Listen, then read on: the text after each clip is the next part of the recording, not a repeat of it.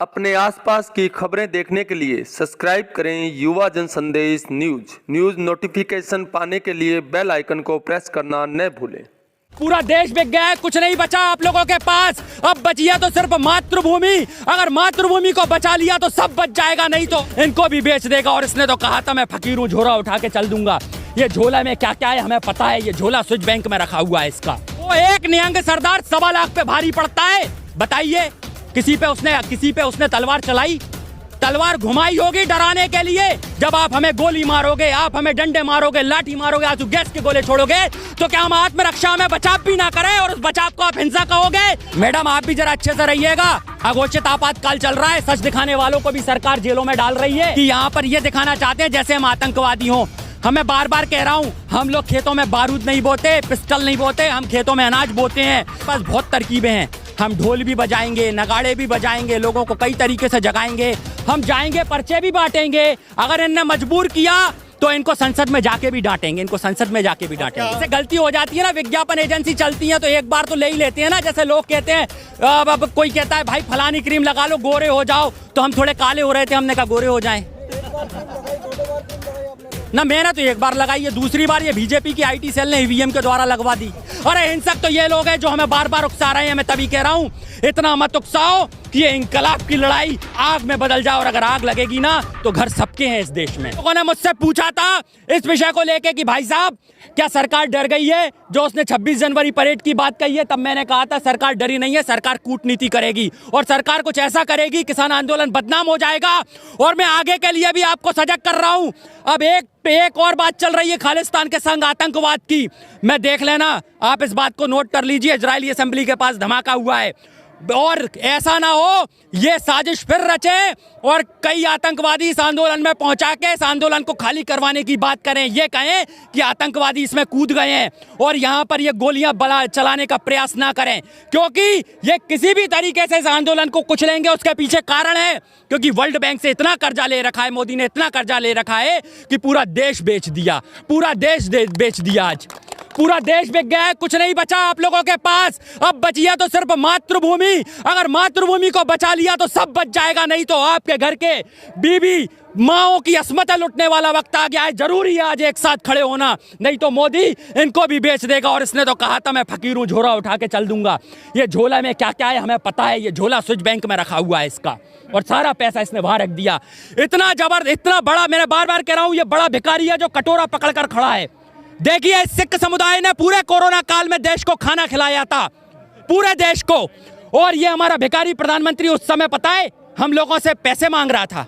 इसके बाद world bank से 76 अरब रुपए लेके आया था। बताइए क्या जरूरत पड़ गई इन सब चीजों की? आप वो छोड़िए, ये बताइए इंटरनेशनल लोग जो इसमें, मैं मोदी को नहीं छोड़ूंगा, मैं आपको छोड़ दूंगा, मोदी को नहीं छोड़ूंगा। इंटरनेशनल लेवल पे जो लोग कूद गए इसमें, किसानों का कभी बजट ही नहीं आया मैडम। किसानों का तो जब आया ना तब एक प्रकार से उनका दोहन करने की नीतियां आई। ये बताइए ना, कृषि बिल इसीलिए तो लाया गया है। कृषि बिल का आप पहला चीज तो समझ लीजिए जमाखोरी। जहां पर ये पहला जो कानून है वो आवश्यक वस्तु अधिनियम 2020, ये जमाखोरी को बढ़ावा देगा। और 1955 में जमाखोरी अपराध होती थी और अपराध को जो बढ़ावा दे वो अपराधी होता है। तो मोदी कौन हुआ? अपराधी हुआ। आपके हिसाब से इसमें 26 जनवरी को सब गड़बड़ कर दिया सर, आरोप है आप लोगों पर। मैडम मैं कहूंगा अगर हम अपराधी हैं तो दीपक पांडे ऐलान कर रहा है आप लोगों के सामने, अगर हमने गुनाह किया है तो रात के अंधेरे मत मारना। ले चल मुझे और लाल किले पर बांध के मार देना, मैं मरने तैयार हूँ, शहादत देने तैयार हूँ। मेरे खून का खतरा किसानों के काम आएगा और मैं लड़ूंगा आखिरी दम तक। अपनी सांस की आखिरी लय तक इस काले कानून को वापस कराने के लिए लड़ूंगा। और आरएसएस के संगी जंगी समझ लो, तुम्हारी नेकर उतर जाएगी अगर हमने गोरिल्ला वॉर कर दिया तो। ये गोरिल्ला वॉर भी पढ़ लेना, एक छोटी सी किताब पढ़ के मत रहो। 4 लाख ट्रैक्टर की बात करते हैं, अब आप लोग कह रहे हैं कि 40,000 ट्रैक्टर की, 40 लाख ट्रैक्टर की निकालेंगे। 4 लाख तो संभाल ना पाए आप लोग, 40 लाख संभाल लेंगे क्या? देखिए हमने तो 3 लाख भी संभाल लिए थे, लेकिन साजिश तो बीजेपी और आरएसएस की साफ हुई ना। भाई मेन स्ट्रीम मीडिया तो जो दिखा रहा था उसने वो करके दिखाया। आप बताइए रैली पूरी सफल हुई? किसी ने रैली में यह दिखाया कि हमारी रैली में जो 3 लाख ट्रैक्टर में से 100 ट्रैक्टर जो वहां गए होंगे वो भी आप तय रूट पर बैरिकेड्स लगाए, आपने लाल किले की ओर लेकर गए, पुलिस वाले भी लेके गए। आज जवान और किसान को आपस में लड़ाने का काम करा इस सरकार ने, और लौटने वाले रूट पर आपने बैरिकेड्स लगा दिए। मैडम मैं ITO पे ही था, मेरी टांग में भी 3 डंडे पड़े हैं और मैंने भी वहां पर कई लोगों को बचाया है अपने साथ में। इसके बाद में 2 दिन क्या कहते हैं वहां से आया नहीं था। और ये मैं फिर आपको साफ लफ्जों में कह रहा हूं, हिंदू बनाम सिख करने का पूरा प्रयास था। गोली भी और डंडे भी बिल्कुल सिखों को देख के ही मारे इनने। ये साफ आरोप लगा रहा हूं बीजेपी पे मैं। सिख की वीडियो वायरल हो रही, तलवार लहराते हुए, वो मैं बता देता हूं, ये लोगों को समझना होगा। गुरु गोविंद साहब की सबसे प्रिय सेना थी निहंग सेना।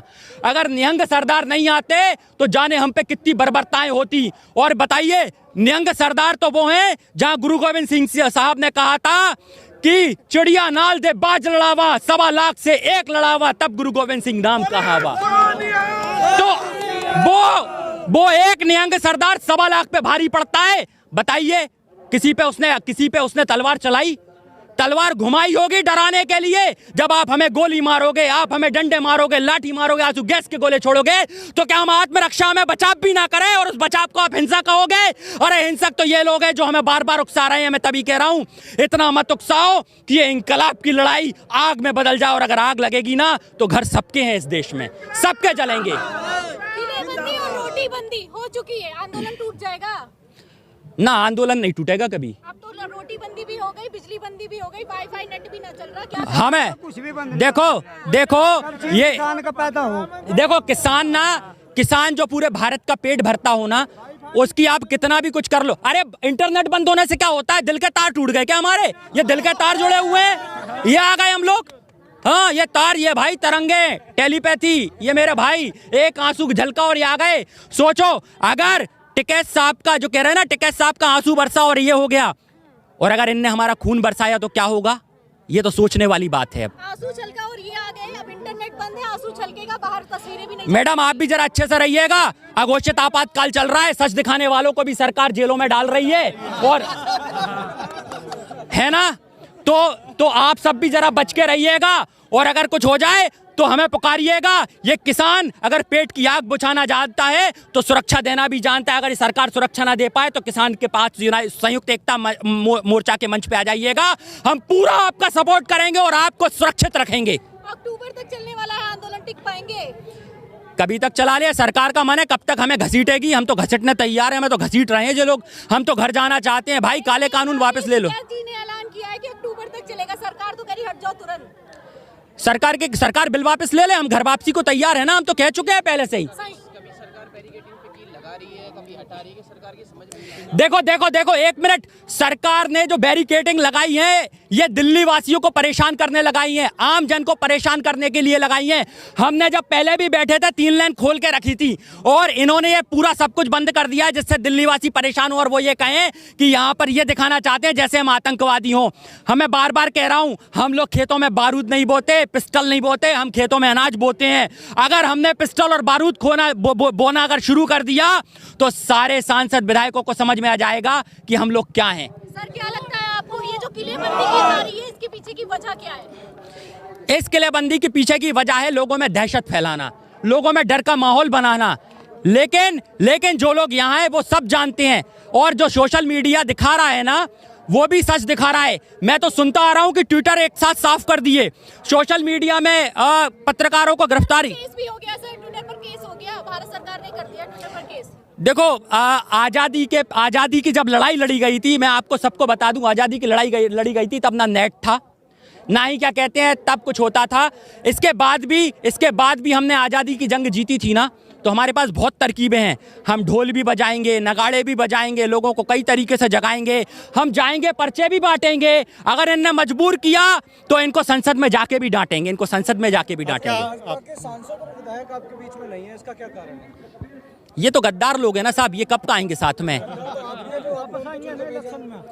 नहीं देखिए, ये ना वो हमसे गलती वो वाली हो गई, जैसे गलती हो जाती है ना, विज्ञापन एजेंसी चलती है तो एक बार तो ले ही लेते हैं ना। जैसे लोग कहते हैं, अब कोई कहता है भाई फलानी क्रीम लगा लो गोरे हो जाओ, तो हम थोड़े काले हो रहे थे, हमने कहा गोरे हो जाएं। एक बार क्रीम लगाई, दो बार क्रीम लगाई आपने तो। ना मैंने तो एक बार लगाई है, दूसरी बार ये बीजेपी की आईटी सेल ने ईवीएम के द्वारा लगवा दी। आपसे आखिरी सवाल, हमारे देश के अंदरूनी मामले में बाहर के लोगों को आना चाहिए? बिल्कुल आना चाहिए, क्यों नहीं आना चाहिए। जब जब जब आपके घर में आपके ऊपर घरेलू हिंसा हो रही हो तो आप तो खुद जाओगे निकल के, अब तो लोग खुद आ रहे हैं सपोर्ट करने, अच्छी बात है ना।